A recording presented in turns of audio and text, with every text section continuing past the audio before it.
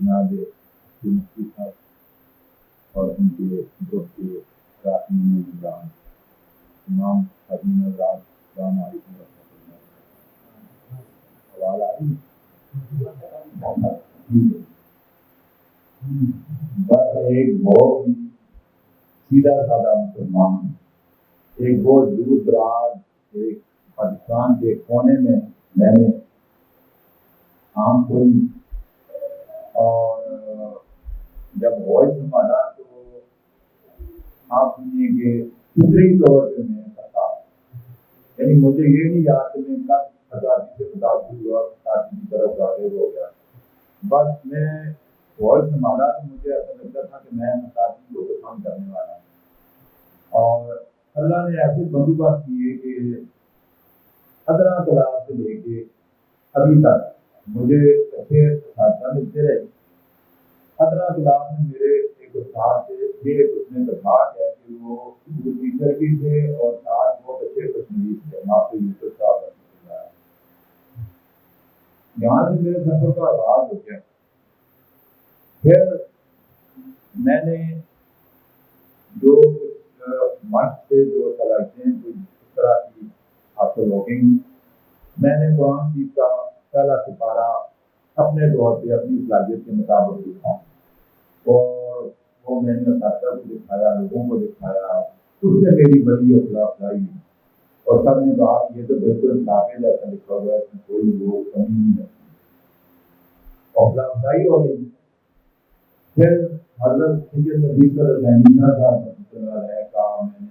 کام دیکھے تو وہ بہت ہی کمال کے تھے۔ ہمارے گاؤں میں ایک قاری صاحب آئے، وہ لاہور میں حضرت نتیجہ صاحب جامعہ مدنیہ مدرسہ ہے وہاں پہ، وہ خود بھی بیٹھتے تھے، ان کا دفتر تھا اور لوگوں کو وہاں پہ سکھاتے بھی تھے، ان کا تذکرہ کیا۔ تو پھر میرے دل میں بات پیدا ہوئی کہ میں ان کے پاس جا کر باقاعدہ ان کے سامنے جاننے کے لمحے طے کروں، اور اللہ کی توفیق سے مجھے وہ وہاں پہ جانے کی سعادت حاصل ہوئی اور وہاں پہ چلا گیا۔ بہت دور سے گیا ہوا تھا تو میں 2-2.5 مہینے وہاں کے پاس رہا، پر میں سمجھتا ہوں کہ میں 10 سال کا تجربہ وہاں سے لے کے آیا، اور پھر وہاں بھی میں نے اپنے طور پہ ترکیہ کی کتابوں سے بھی استفادہ کیا اور سفر کا باقاعدہ آغاز ہو گیا۔ ایک طرف میں نے اپنی ذاتی محنت جاری رکھی، دوسرا میں نے جس طرح میرے استاد محترم لوگوں کو خراب چیزی سے بغیر کسی معاوضے کے سکھاتے تھے، میں نے بھی اس سلسلے کا آغاز کیا اور الحمدللہ میں نے اپنے سے بھی زیادہ صلاحیت والے اور زیادہ وہ میرے جو شاگرد ہیں وہ شہرت پا چکے ہیں الحمدللہ۔ اور میں سمجھتا ہوں کہ میرے اس اخلاص کی اللہ پاک نے ایسی قبولیت کی ہے کہ میں آپ کو بتاؤں کہ ہری پور ایک بہت ہی دور دراز ایک دیہات سمجھیں، بہت چھوٹا سا شہر ہے، اس وقت ہری پور میں اتنے اعلیٰ معیار کا قرآن لکھا جا رہا ہے۔ میرے جو شاگرد ہیں وہ ویسے تو 2-3 مصحف لکھ چکے ہیں آپ سے، لیکن ابھی میرے ایک شاگرد ہیں عبدالرزاق رضی، وہ اتنا زبردست فنکارہ مصحف تیار کر رہے ہیں کہ میرا دل کرتا ہے میں کہوں کہ یہ پورے عالم میں اس وقت جو کچھ خطاطی قرآنی خطاطی کے حوالے سے محنت ہو رہی ہے اس میں یہ بہترین ایک اضافہ ہے، اور اس کے مٹیریل میں بھی انہوں نے اس میں بکری کا جو جلد ہے وہ استعمال کی ہے، اور ہر صفحہ جو ہے اس کی بہترین نقاشی بھی کی گئی ہے، اس کے اوپر سونے کا کام بھی ہوا ہوا ہے، اور یہ میرے لیے اللہ کی طرف سے میرے لیے یہ خاص انعام ہے، یہ جو میری محنت میرے اخلاص کا جو تھا یہ مجھے حاصل ہوا۔ قومی سطح کے بہت سارے مقابلوں میں مجھے بہت سارے انعامات ملے، انٹرنیشنل سطح پہ بھی۔ پاکستان کا جس زمانے میں نے یہ انعامات حاصل کیے ہیں اس زمانے میں ترکیہ کے یہ نیٹ وغیرہ نہیں ہوتا تھا، تو ترکیہ کے کسی خطاط کا کوئی کام، ترکیہ کے جو خطاط ہیں یہ بلا کسی شخص شبہ کے امامت کا درجہ رکھتے ہیں، اور وہاں کے جو بزرگ خطاط گزرے ہیں جن کے میں نام گنوں تو پھر آج کی نشست ان کی نظر ہو جائے گی بھائی، تو وہ ان سے ہم نے ان کی جو ہمیں ان کے خطی نسخے ہمیں دستیاب ہوئے، ہم نے ان کا مطالعہ کیا۔ ایک بات میں آپ کو بتاتا چاہوں گے، سید عزیز رفائی ایک بہت بڑے خطاط گزرے ہیں، وہ شیخ بھی تھے، ان کے کوئی فنکارہ ان کا کوئی تصویر لگی ہوئی تھی لاہور میں ایک ہوٹل میں، ہمارے ملک کے بزرگ خطاط سید یوسف سجیدی صاحب رحمۃ اللہ علیہ، ان کو پتا تھا کہ وہ اس ہوٹل میں ایک فنکارہ لگا ہوا ہے، اس فنکارے کو دیکھنے کے لیے وہ 2-3 میل جو ہے پیدل سفر کر کے اس ہوٹل میں چائے پینے کے لیے جاتے اور وہ فنکارہ دیکھ کے آتے۔ تو آج کل تو دنیا کے سارے جتنے خطاط گزرے ہیں جو حاضر میں ہیں، آپ کو ایک دم نیٹ میں جو ہے نا ایک دم سارے آپ کے سامنے آ جاتے ہیں، اور آج یہ خطاط جو ہے ہمارے زمانے میں خط سل سے ایک رسم الخط ہے جس کو خطاطوں نے اظہار فن کا جو کمال فن دکھانے کا خاص طور پہ ذریعہ بنایا ہے۔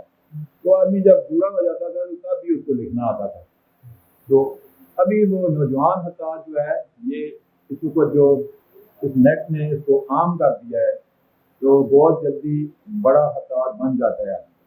لیکن ہمارے زمانے میں یہ چیزیں دستیاب نہیں تھیں، تو ہم نے کتنی مشقت کی۔ قلم کو کٹ لگانے کے لیے ہمیں اعتماد نہیں آ رہا تھا کہ یہ قلم کو کٹ کتنے زاویے کا لگاتے ہیں، اس کا مطالعہ ہم نے خود سے اندازے قائم کیے، پھر اس کے مطابق ہم نے لکھا، اور میرے خیال میں 89 میں مجھے ایران سے ایک انعام ملا۔ میرے والد صاحب مجھے اجازت نہیں دیتے تھے خطاطی کی، وہ کہتے تھے اپنا کاروبار کا کام کرو، یہ اچھی باتیں ہیں۔ وہاں سے مجھے 2nd پرائز ملا، یہ ایک انٹرنیشنل مقابلہ تھا، تو اس کے بعد والد صاحب کی طرف سے مجھے تائید حاصل ہو گئی کہ یہ بھی کوئی اچھا کام کر رہا ہے۔ بیچارے سادے سے لوگ تھے، اس کو پھیلانے کے لیے میں نے اور بہت مشقت کی۔ میں آپ کو بتاؤں، میرے ایک شاگرد ہیں آج کل انگلینڈ میں ہوتے ہیں، برمنگھم، وقاص احمد نام ہے ان کا، بڑا صلاحیتوں والا ہے۔ میں کہتا ہوں کہ یہ میرے کام کو انشاءاللہ بہت آگے لے کے جائے گا۔ انہوں نے وہ میرے سے بھی اصلاح لیتے رہے، لیکن میں تھوڑا سا اتنا معروف نہیں ہوں۔ ایک خواہش ہوتی ہے آدمی کی۔ ترکیہ کے ایک خطاط ہیں فرحات کورلو، یہ عالمی مقابلے میں فرسٹ پرائز بھی لے چکے ہیں، سیکا ایک مقابلے کرواتا ہے، تو ان کا شوق تھا کہ میں ان سے بھی استفادہ کروں۔ وہ انگلینڈ سے جرمنی میں